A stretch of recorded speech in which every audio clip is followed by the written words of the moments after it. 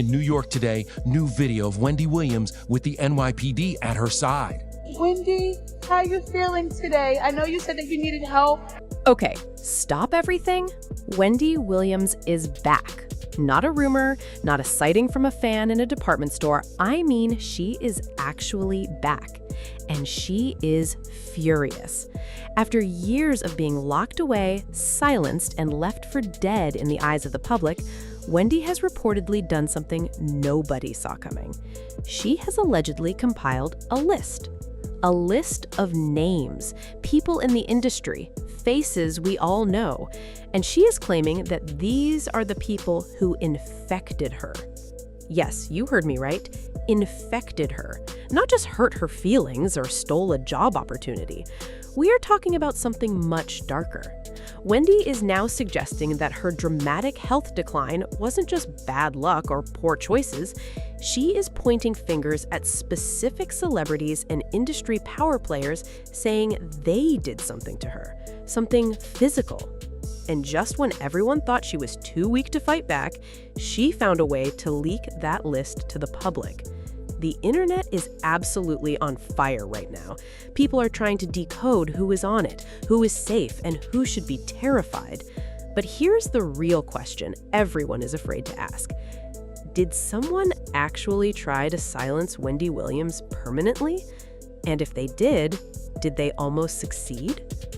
Let me take you back to the beginning, because you cannot understand how explosive this is unless you remember who Wendy was at her peak. For almost 15 years, Wendy Williams was the scariest person in pop culture, not because she yelled, but because she knew. She sat behind that purple chair every morning and ripped the curtain off Hollywood. She talked about who was secretly addicted to drugs, which marriages were fake, and which singers were hiding children. Other shows played games. Wendy played chess. But here's the thing about being the one who tells the truth. Nobody likes you when you're right. They tolerate you, they book you on their press tours, they smile in your face. But deep down, the powerful people in that industry were terrified of her. Because Wendy didn't care about invites to the Grammy after party, she cared about the story. How you doing? How you doing, Wendy Williams? How you doing, baby?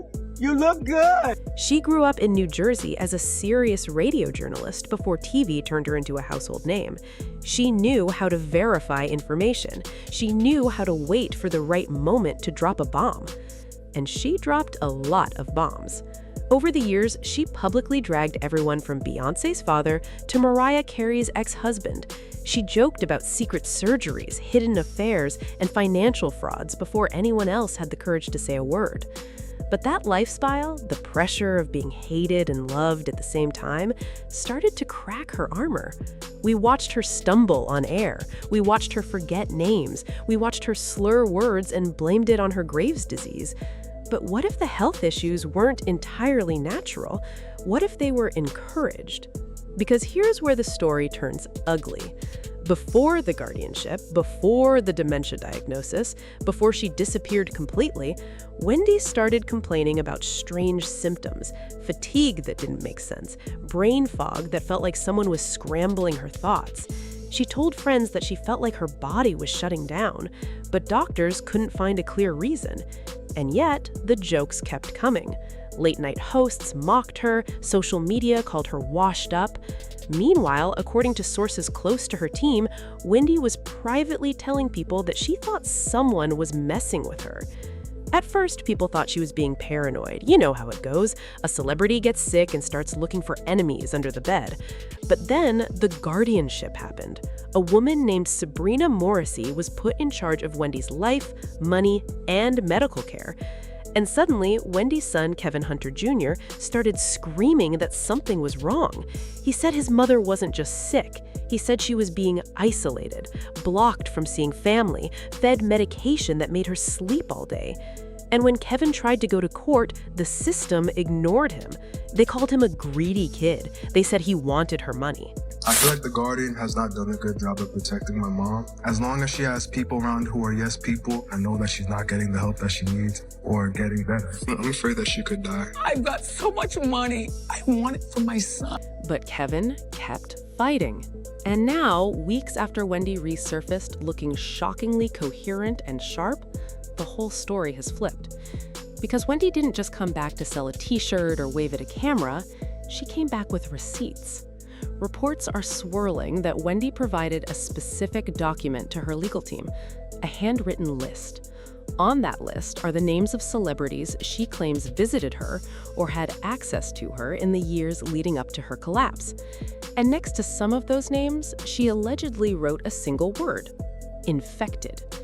Now, let's talk about what infected actually means in this context, because the speculation is terrifying.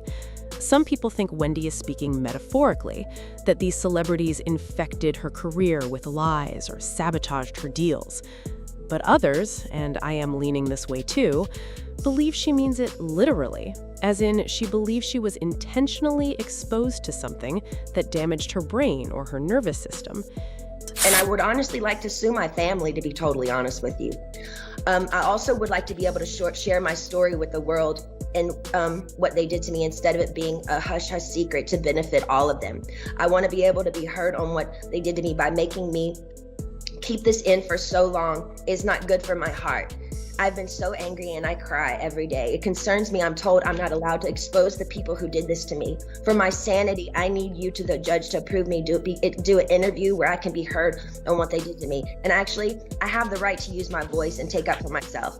My attorney says I can't, it's not good. I can't let the public know anything they did to me. And by not saying anything is saying it's okay. I don't know what I said here. It's not okay. I don't want to interview. I'd much rather just have an open call to you for the press to hear, which I didn't know today we're doing. So I'm saying is, look, they tried to medicate me. I was exhausted. They wrongly diagnosed me. And they when I asked them, how much lithium did you want to put me on exactly? It took them 4 days to answer because they were embarrassed about the amount. Think about the timing.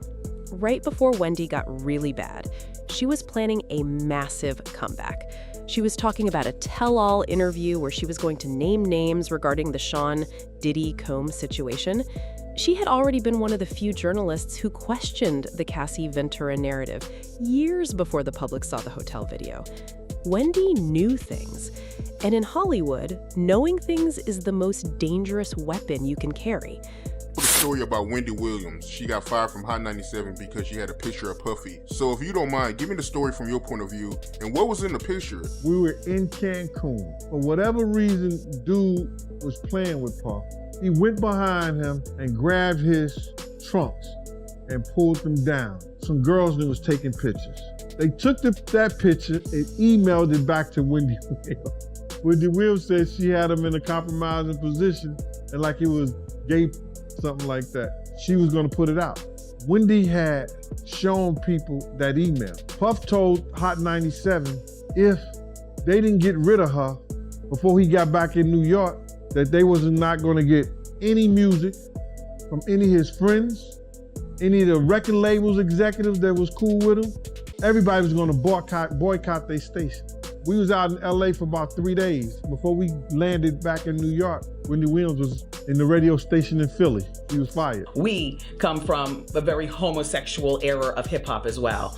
There was a radio personality once upon a time. Her name was Wendy Williams. And she was practically burned at the stake for talking about such. And now it's all come full circle.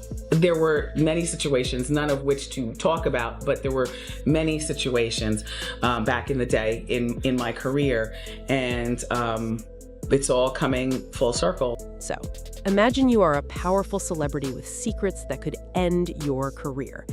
Now imagine Wendy Williams is sitting in her apartment, fully aware of those secrets, and she is about to go live on a major platform and tell the world. What do you do? Do you let her talk? Or do you find a way to make sure nobody believes her anymore? You make her look crazy first. You make her look sick. You plant stories about dementia and instability. And by the time she tries to shout the truth, everyone just says, "Oh, poor Wendy. She's not well." But Wendy is well. That is the part that breaks my heart and makes me angry at the same time.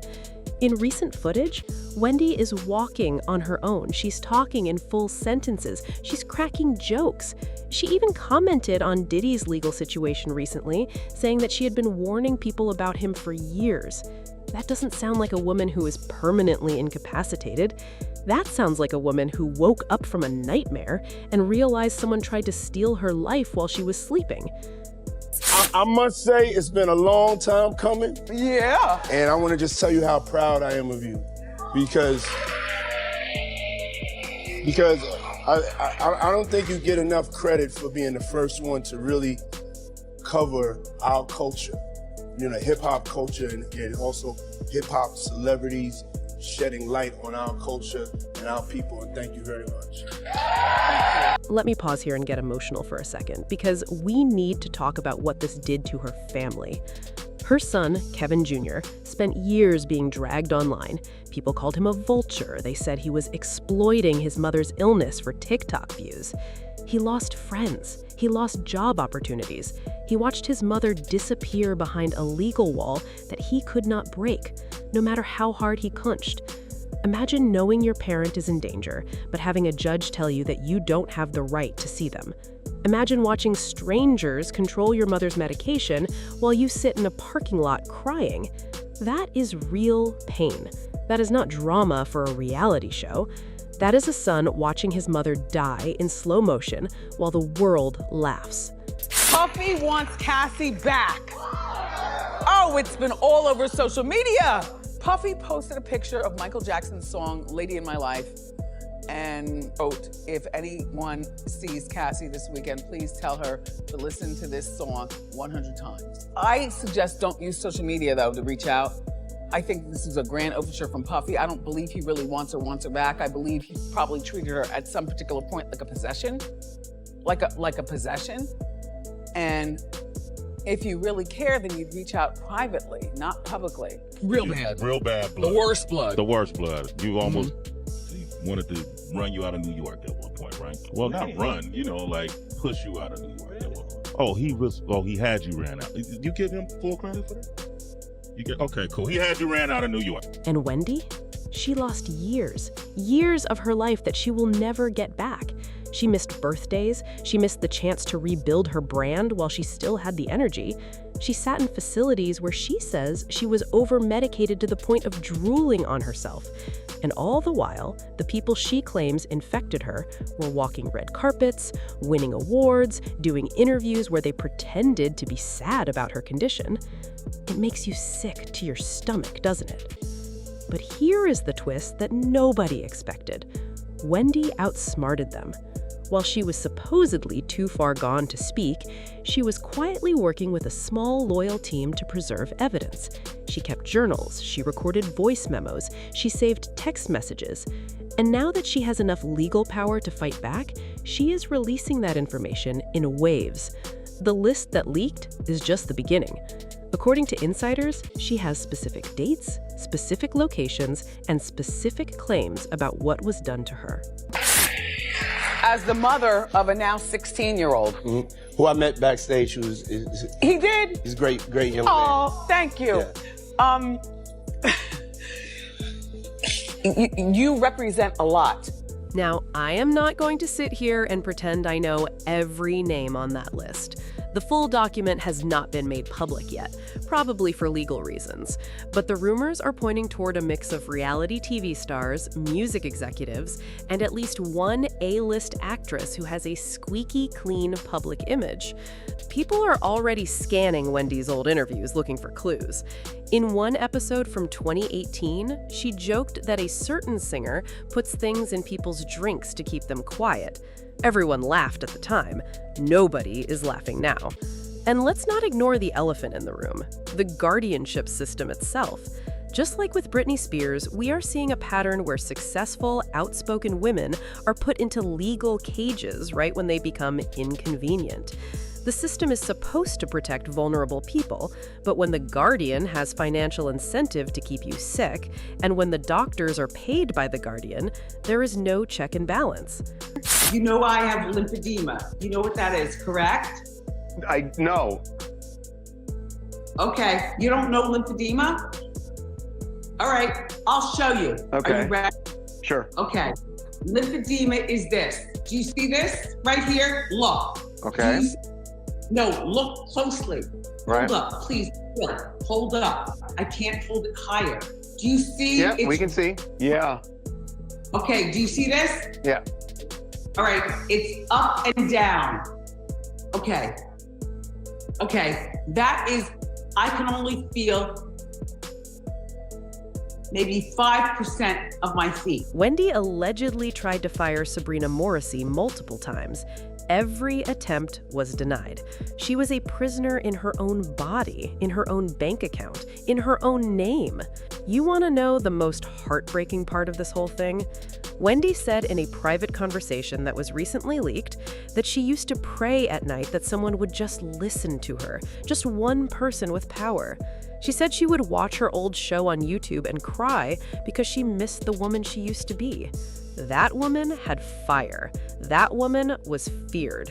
And that woman was slowly erased by people who saw her as a problem to be managed, not a human being to be loved. But the fire isn't gone. It was just buried under layers of legal paperwork and prescription bottles. Now that Wendy is back in control of her narrative, she is doing what she always did best. She is talking. And she is not just talking about shoes and gossip. She is pointing at specific people and saying, "You did this to me." The public reaction has been a complete 180. Everyone who mocked Kevin Hunter Jr. is now apologizing. Everyone who said Wendy was faking for attention is now demanding a federal investigation. The hashtag Justice for Wendy is climbing every single day. And the celebrities on that leaked list, they are staying very, very quiet. No Instagram posts about prayer, no statements about how sad they are for Wendy, just radio silence. And you know what they say about silence. It is the loudest form of confession. So here is where we are right now. Wendy Williams is back. Not the frail, confused woman they tried to show us on television, the real Wendy, the one with the sharp tongue and the long memory.